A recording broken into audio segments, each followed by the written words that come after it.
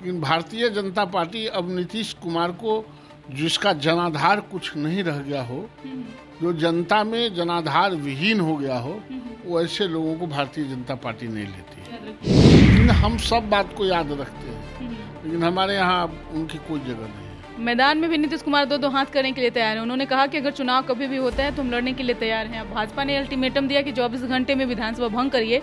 भाजपा तैयार है चुनाव लड़ने के लिए। अब वो चुनाव लड़ें कि नहीं लड़ें, कि संन्यास्त हो जाएं, कि शिवानंद तिवारी जी कह रहे थे कि कुटिया बनाने की बात कर रहे थे, नीतीश जी कुटिया में चल जाएं, ये उनका प्रॉब्लम। नमस्कार, आप न्यूज फाउंडेशन देख रहे हैं। मैं हूं आपके साथ वंदना। क्या बिहार के मुख्यमंत्री नीतीश कुमार एक बार फिर यू टर्न ले सकते हैं?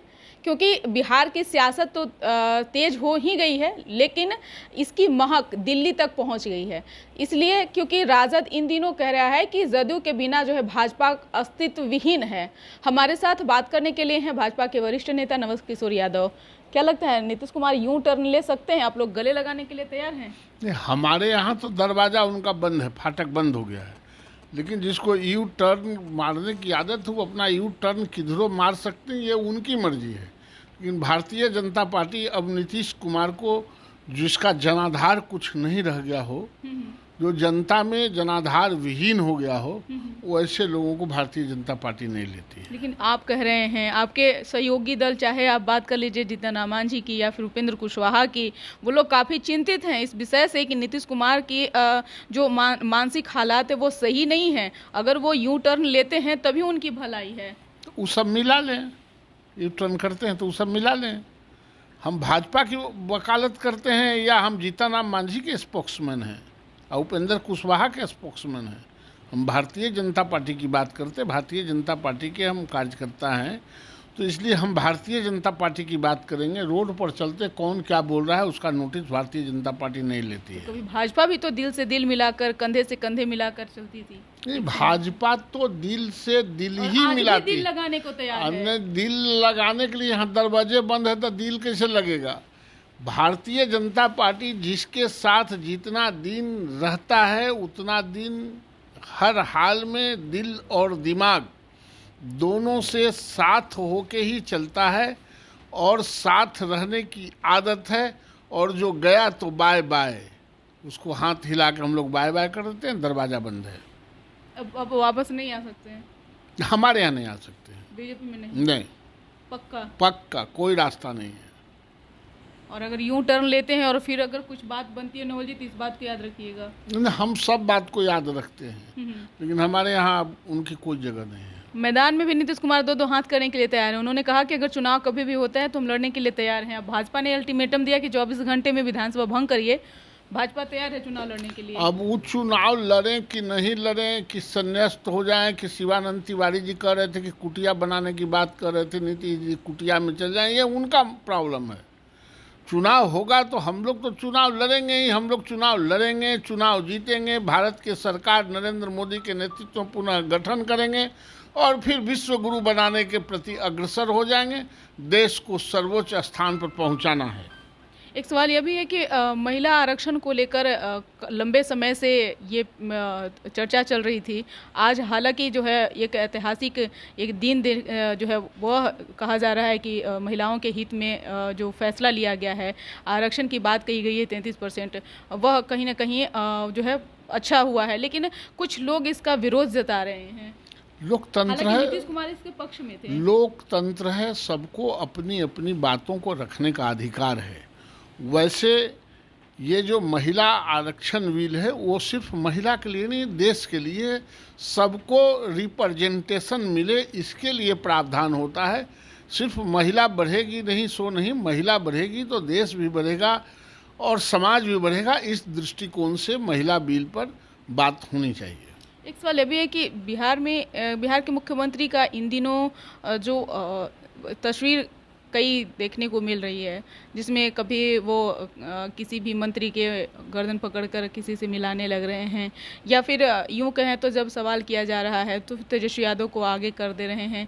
क्या लगता है, सचमुच में नीतीश कुमार की हालात जो भी देखा जाए वो थोड़ा असमंजस वाली स्थिति? असमंजस नहीं, ज़्यादा उम्र हो जाने के बाद थोड़ा सा भटकने और भुलाने की आदत होती है। घर में दादा उदा जी नहीं हैं तो ऐसे ही होता है, जब बूढ़ा बुजुर्ग आदमी हो जाता है तो थोड़ा भटकता भी है, थोड़ा भुलाता भी है। उसी दृष्टिकोण से इसको देखना चाहिए, और बिहार के मुख्यमंत्री, उन पर मैं कोई छीटाकशी नहीं करूँगा।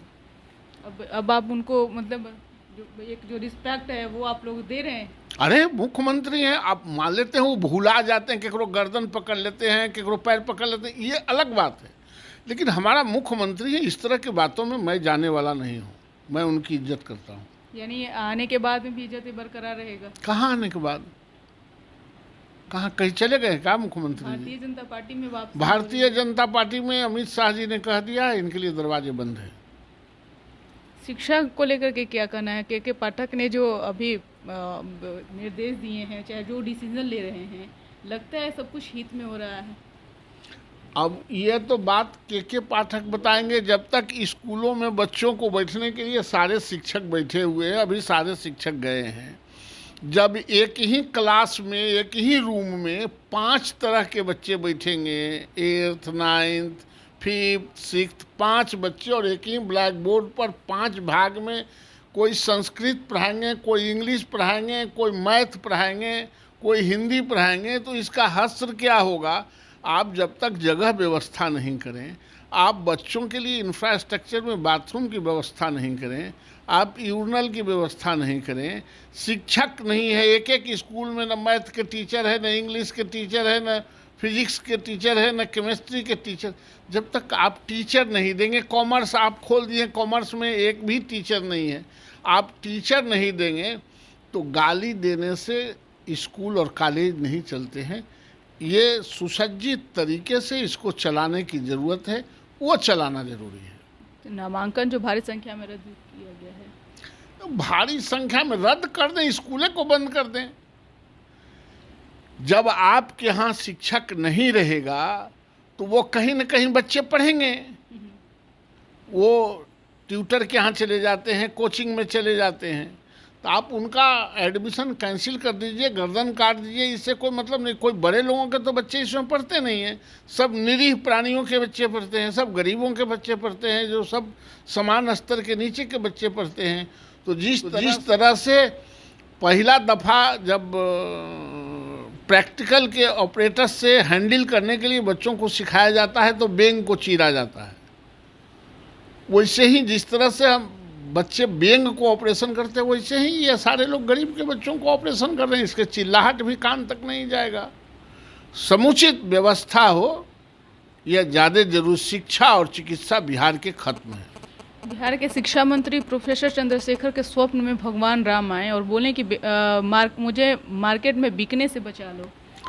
ना तो ठीक है, बेच रहा होगा कोई, उनकर मंत्रिमंडल के आदमी, उनकर पार्टी के आदमी, उनके डिपार्टमेंट के आदमी, तो रामचंद्र जी आगाह करिए दिए। अब बिके नहीं, उन लोगों को कहे कि देखो हमको दाम काम मत करो, बेचो मत, ये तो अब उनको आगाह हो गया, पथ प्रदर्शक के काम किया। वैसे भी फ्रायड जो स्वप्न के सबसे बड़े विशेषज्ञ थे, उन्होंने कहा था कि यह स्वप्न जो है पथ प्रदर्शक का काम करता है। युंग ने कहा कि नहीं, स्वप्न दमित इच्छाओं की पूर्ति करता है। तो अब उनका क्या है, दमित इच्छा है या पथ प्रदर्शक है, उनको तजवीज़ करना पड़ेगा। बहुत बहुत शुक्रिया बात करने के लिए। तो आपने सुना कि क्या कुछ कहना था बिहार विधान परिषद के सदस्य नवल किशोर यादव का। इस पर बस इतना ही। बने रहिए न्यूज़ नेशन के साथ। धन्यवाद।